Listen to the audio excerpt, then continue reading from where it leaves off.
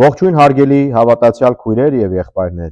Շնորհակալություն եմ հայտնում, որ միացաք մեր չորեքշաբթի օրվա Աստվածաշունչի սերտողությանը։ Չորեքշաբթի օրերը մենք հին կտակարանից ենք սերտողություն կատարում առակների գրքից։ Այս շաբաթ մենք ուսումնասիրում ենք 11-րդ գլուխը 13-ից 16 համարները։ Ուրեմն վերնագիրն է սերտողության այսօրվա տեղեկություն, ծուղակներ եւ հարստություն։ Ուրեմն Սողոմոն թագավորը մեզ այս 4 համարներով մի քանի կարևոր խրատներ է փոխանցում եւ իհարկե մինչեւ սկսելը եկեք մի բան մեր գլուխները խոնարհենք, աղոթենք ու անցնենք սերտողությանը։ Տեր Հիսուս, մենք շնորհակալ ենք այս հնարավորության համար, տեխնոլոգիայի համար եւ կարողության համար, Տեր, որ քո խոսքերը կարող ենք կարդալ, ուսումնասիրել եւ աղոթում եմ Տեր, որ միայն լսողներ չլինենք, այլ ուղղակի կատարողներ եւ քո կամքը կատարենք։ Աղոթում ենք մեր բոլոր ունկնդիրների, դիտողների համար, աղոթում ենք բոլորին առատորեն օրհնես եւ բոլորիս քո խոսքերով աշակերտես։ Աղոթում ենք Հիսուսի անունով։ Ամեն։ Եկեք ուրեմն առաջի կետը ուսումնասիրենք, որը 13 համարի մեջ է։ Ամեն բան ուրիշի մոտ չեն խոսում։ Երևի մեզ բոլորիս հայտնի է ժողովրդական խոսքելենա եւ տեսնենք թե Աստված մեզ ինչ է սովորեցնում այդ գաղափարի շուրջ։ Բանսարկության գնացողը գաղտնիքը կհայտնի, իսկ հավատարիմ հոգի ունեցողը բանը կծածկի։ Ուրեմն բամբասանք, սուտ վկայություն կամ գաղտնիքը բացահայտողը մեծ վնաս կարող է պատճառել, թե իրեն,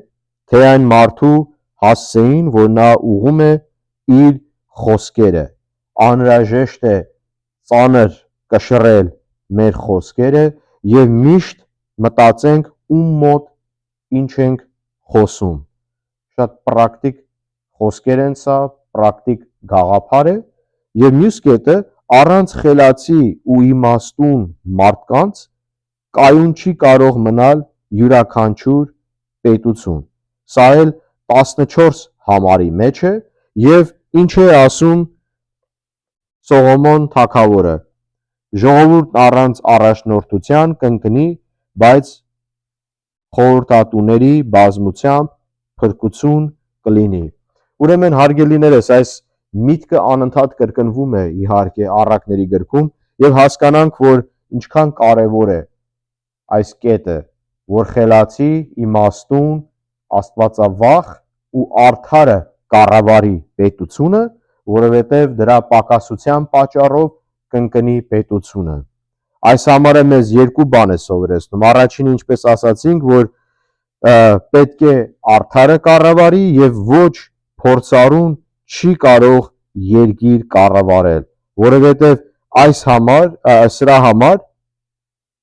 խորհրդատու բառն է օգտագործվում։ Խորհրդատուն իմաստունն է, այն մարդն է, որ փորձառու է եւ կարող է նա գործը կատարել հասկանալով, հմտությամբ եւ իհարկե փորձի հիման վրա։ Եվ գիտեք, մի ուրիշ կետ էլ կա այստեղ, որ պետք է հասկանանք, որ նաեւ ենթադրում է Աստծո խոսքը այստեղ, որ խորհրդատուի, քանի որ խորհրդատու կա, հետեւաբար լսող կլինի։ Ուրեմն լսող լինելը կարևոր բան է եւ աստվածային հատկություն է, որ մենք ավելի շատ լսենք ու ավելի քիչ խոսենք։ Հետեւաբար, եթե կա խորհրդատու, ուրեմն պետք է լսող լինի խորհուրդներին։ Եվ այս դեպքում, եթե մենք ընդլայնենք այս հասկացողությունը, կհասկանանք, որ այդ խորհրդատուն Աստծո խոսքն է եւ Աստծո խոսքը մեզ խրատում է։ Հետեւաբար մենք պետք է լսող լինենք եւ լսող լինելով մեր կյանքը կավելանա։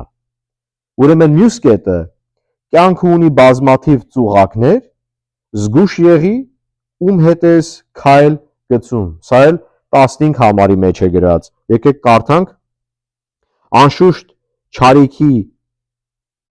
կհանդիպինա, ով օտարին երաշխավոր կդառնա, բայց երաշխավորությունը ատողը ապահով է։ Ուրեմն ում հետ ես քայլ գցում, ում հետ ես շփվում եւ ում ես երաշխավոր։ Այսինքն չիմացած մարդուն քո հետ մի կապի քո անունը։ Շատ խնդիրներ կարող է առաջանալ, նամանավանդ վնասի ձևով իհարկե։ Զերծ մնացեք այս ամենից եւ առաջինը զգուշ եղեք ում հետ ինչ քայլ եք գցում, ինչ գործի մեջ, գործնարկի մեջ եք մտնում, չիմացած կամ մեզ ոչ պետք է կող վնասակար մարդու հետ։ Զգուշ պետք է լինել, որպեսզի ամուր պահես հոգևոր հարստությունները եւ թշնամին, քանի որ պատրաստ է մեզ հոշոտելու, մեզ պետք չի այդ հնարավորությունը տանք մենք մեր ձեռքով։ Ուրեմն զգուշ լինենք, աչալուրջ լինենք եւ թույլ չտանք, որ չարը կարողանա մեզ այսպիսի ծուղակների մեջ գցել։ Եվ եթե մենք վերջի կետը, որ կարդան գրած է, շնորհալի կինը պատիվն ամուր կպահի եւ բռնավորները հարստությունը կհափշտակեն։ Ուրեմն հենց այս կետն էր, որ շեշտեցի, քանի որ հոգևոր անձնավորությունը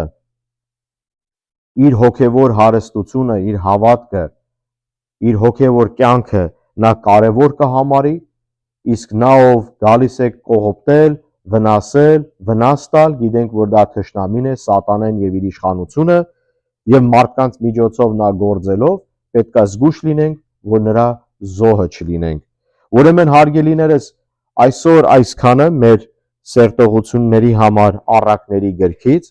հույսով եմ, որ այս խոսքերը ձեր համար օրհնանք էին եւ միշտ կարդացեք եւ Աստծո խոսքի մեջ եղեք։ Տերը թող ձեզ բոլորին օրհնի։ Ամեն։